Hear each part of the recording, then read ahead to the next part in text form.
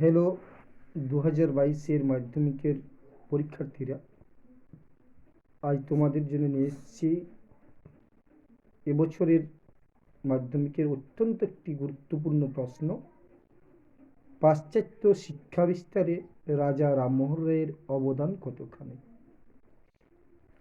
পাশ্চাত্য শিক্ষা বিস্তারে রাজা রামমোহন রায়ের অবদান কতখানি তা আলোচনা করো।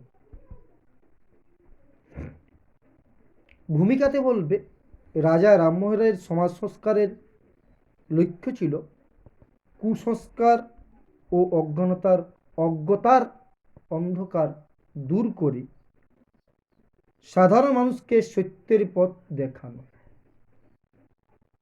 ভূমিকাতে বলবে, রাজা রামমোহন রায় এর সমাজ সংস্কারের লক্ষ্য ছিল কুসংস্কার ও অজ্ঞতার অন্ধকার দূর করে সাধারণ মানুষকে সত্যের পথ দেখানো। আর একজন যে শিক্ষা বিস্তারের মাধ্যমে, আর এই কাজটা যে আধুনিক বা পাশ্চাত্য শিক্ষা বিস্তারের মাধ্যমেই সম্ভব, তিনি তা বুঝতে পেরেছিলেন এবং তার জন্যই তিনি পাশ্চাত্য শিক্ষা বিস্তারে মনোনিবেশ করেন। এটা ভূমিকাতে বলবে যে রাজা রামমোহন রায় কুসংস্কার ও অজ্ঞতার অন্ধকার দূর করে সাধারণ মানুষকে সত্যের পথ দেখাতে চেয়েছিলেন। আর এ কাজ যে শিক্ষা বিস্তারের মাধ্যমে, পাশ্চাত্য শিক্ষা বিস্তারের মাধ্যমেই সম্ভব, এটা তিনি বুঝতে পেরেছিলেন। তাই তিনি পাশ্চাত্য শিক্ষা বিস্তারের দিকে মনোনিবেশ করেন। এর হচ্ছে পাশ্চাত্য শিক্ষা বিস্তারে রাজা রামমোহন রায়ের অবদান। পাশ্চাত্য শিক্ষা ও রামমোহন রায়। পরের পয়েন্ট, পাশ্চাত্য শিক্ষা ও রামমোহন রায়। পাশ্চাত্য বিজ্ঞান, অর্থনীতি, আইন প্রভৃতি আধুনিক শিক্ষার মাধ্যমে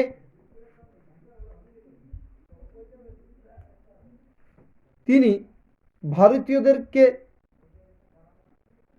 পরিচয় করাতে চেয়েছিলেন।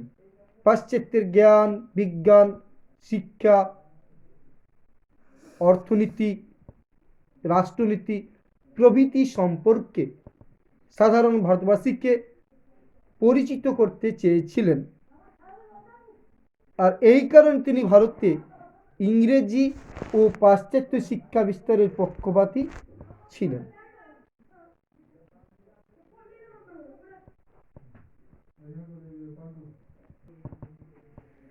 তো এই জন্য তিনি পাশ্চাত্য শিক্ষা বিস্তারের দিকে মনোনিবেশ করেন। তিনি ভারতে ইংরেজি ও পাশ্চাত্য শিক্ষার পক্ষপাতী ছিলেন। ভারতীয়দের মানসিক বিকাশের জন্য পাশ্চাত্য শিক্ষা বিস্তার করা যে একান্ত প্রয়োজন, এই কথা তিনি মনে করেছিলেন। ভারতীয়দের মানসিক বিকাশের জন্য যে পাশ্চাত্য শিক্ষা চালু করা উচিত, এ কথা তিনি প্রথম উপলব্ধি করেছিলেন। এটা হচ্ছে পাশ্চাত্য শিক্ষা ও রামমোহন রায় এই পয়েন্টটাতে। দ্বিতীয় পয়েন্ট হচ্ছে স্কুল প্রতিষ্ঠা। 1815 খ্রিস্টাব্দে রাজা রামমোহন রায় কলকাতায় অ্যাংলো হিন্দু স্কুল প্রতিষ্ঠা করেন। কত সালে? 1815 খ্রিস্টাব্দে রাজা রামমোহন রায় কলকাতায় অ্যাংলো হিন্দু স্কুল প্রতিষ্ঠা করেন এবং পাশ্চাত্য শিক্ষার প্রতি অনুরাগ এবং এদেশে পাশ্চাত্য শিক্ষার প্রসার তার প্রতিষ্ঠান গড়ে তোলার প্রধান লক্ষ্য ছিল। এদেশে পাশ্চাত্য শিক্ষার বিস্তার হোক, পাশ্চাত্য শিক্ষা চালু হোক, এটা তিনি চেয়েছিলেন মনপ্রাণে। আর এই জন্যই তিনি অ্যাংলো হিন্দু স্কুলের মতো একাধিক স্কুল গড়ে তুলতে চেয়েছিলেন। 3 নম্বর পয়েন্ট, হিন্দু কলেজ প্রতিষ্ঠায় ভূমিকা। হিন্দু কলেজ প্রতিষ্ঠার সময় গোড়া হিন্দুরা রাজা রামমোহন রায়কে তাদের পক্ষে রাখার উপযুক্ত মনে করেছিল না, তাকে বাতিল করেছিলেন। রাজা রামমোহন রায় সব কিছু জেনে শুনেও তিনি বেরিয়ে আসেন যাতে হিন্দু কলেজ প্রতিষ্ঠা হয়। এত বড় একটা স্বার্থ ত্যাগ ছাড়া হিন্দু কলেজ প্রতিষ্ঠা সম্ভব হতো না। তাহলে হিন্দু কলেজ প্রতিষ্ঠাও তার একটা অবদান ছিল, যে হিন্দু কলেজের হাত ধরে পরবর্তীকালে ভারতবর্ষে পাশ্চাত্য শিক্ষা বিস্তার ঘটে। এরপর হচ্ছে রামমোহন রায় ও আলেকজান্ডার ডাফ। রামমোহন ইংরেজ ইস্ট ইন্ডিয়া কোম্পানিকে 1813 খ্রিস্টাব্দের সনদ আইনের ভারতীয়দের যে শিক্ষার জন্য 1 লক্ষ টাকা ব্যয় করার বরাদ্দ করেছিল, ইংরেজ ইস্ট ইন্ডিয়া কোম্পানি 1813 খ্রিস্টাব্দের সনদ আইনে বলেছিল ভারতীয়দের শিক্ষার জন্য বাৎসরিক 1 লক্ষ টাকা তারা খরচা করবে। কিন্তু কোন খাতে খরচা করবে এটা সুনির্দিষ্ট কোনো বলা হয়নি।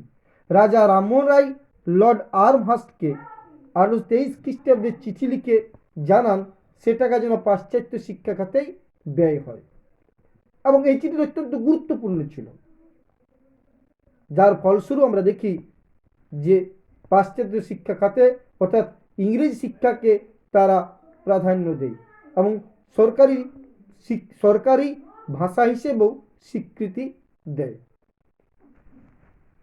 এরপর রয়েছে মূল্যায়ন। মূল্যায়নে বলবে যে শিক্ষা বিস্তারে পাশ্চাত্য শিক্ষা বিস্তারে রাজা রামমোহনের ঐকান্তিক প্রচেষ্টার ফলে এবং বিভিন্ন শিক্ষা প্রতিষ্ঠান গড়ে তোলায় তার উৎসাহ ও সক্রিয় ভূমিকার জন্য বাংলায় মধ্যযুগ শিক্ষার অন্ধকার, যে কুসংস্কারের অন্ধকার দূর হয়।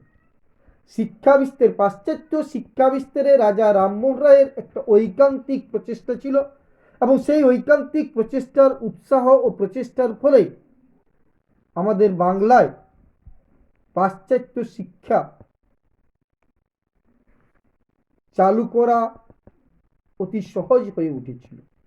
তাহলে প্রথমে ভূমিকা, তারপর ভূমিকাতে বলবে, যেটা বললাম, ভূমিকাতে বলবে যে পাশ্চাত্য শিক্ষা বিস্তারে রাজা রামমোহনের অবদান। ভূমিকাতে প্রথমে বলবে যে রাজা রামমোহন রায়ের সমাজ সংস্কারের লক্ষ্য ছিল কুসংস্কার ও অজ্ঞতার অন্ধকারকে দূর করে মানুষকে সত্যের পথ দেখানো, আর এ কাজ পাশ্চাত্য শিক্ষার পক্ষে সম্ভব এটা তিনি মনে করেছিলেন। তাই তিনি পুঁথিগত বিদ্যার বাইরে এক তাত্ত্বিক শিক্ষানীতি চালু করার পক্ষপাতী ছিলেন। এটা তো ভূমিকাতে বলবে।